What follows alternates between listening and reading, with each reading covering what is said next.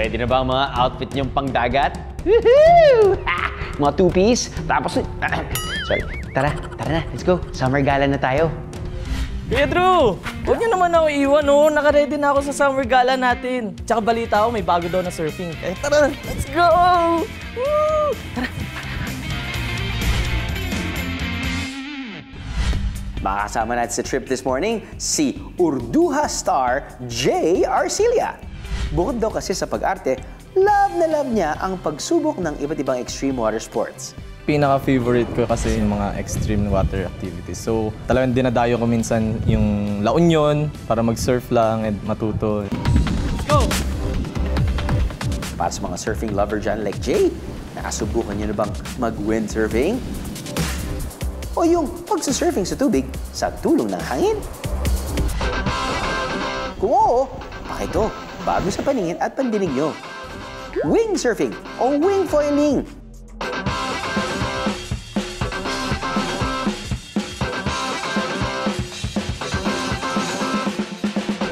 Isang bagong wind sport sa tubig ang ino-offer ng wingfoiling.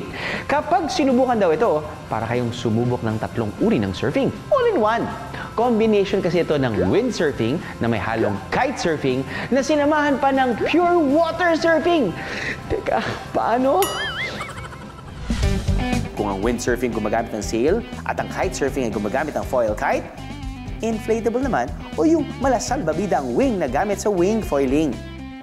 Dahil dito, kailangan ng mas malakas na hangin para ito'y pumagaspas na parang mga pakpak ng ibon. Kaya nakahawig ang control nito sa kitesurfing, pero hindi kayo nito ililipad. Umaandar kayo na parang nagwi-windsurfing. Okay, subukan mo na lang yan, Jay. So this is a wing. You can use it for multiple things, whether it be for a stand-up paddleboard, a foil, which we have behind us.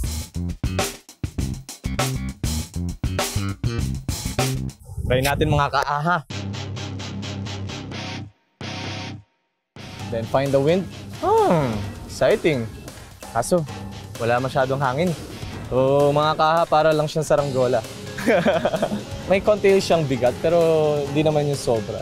Kaya naman. Pero kasi yung hangin yung nagpapabigat dito, feeling ko. Tulad niyan, papunta dito yung hangin. And ayan. Subukan mo naman ngayon sa tubig. Let's go! Tara! Sige, Jay, itayo mo ng bandera.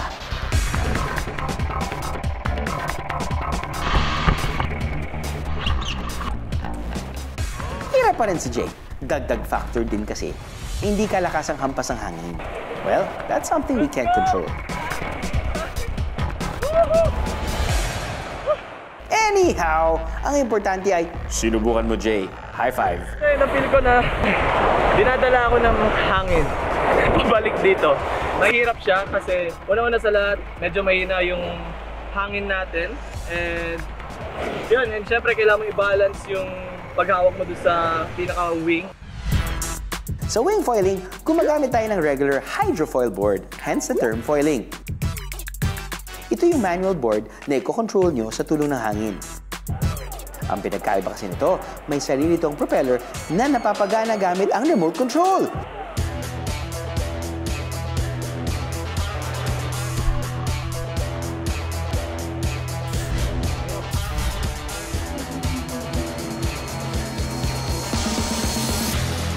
Ang hirap dito!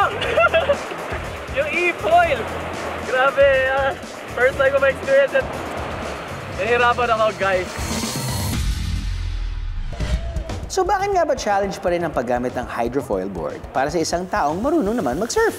Kasi yung board, hindi siya lagi nakaganyan. Mostly nakaganon siya. Kung sanay ka ng surfing na ganito yung board, lagi yung board mo, maninibago kasi yung board mo nakatagilid. Ang style nito, close to wakeboarding.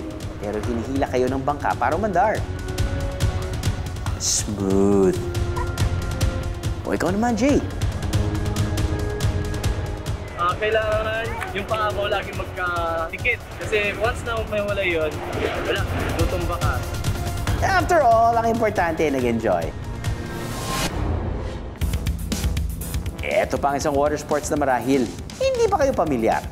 Kung merong e-foiling na sinubukan natin kanina, meron na rin ngayong jet surfing. Kaya mga kapuso, dahil hindi ako nakatayo sa mga water activities, ito na lang gagawin ko ngayon. Kaya tara!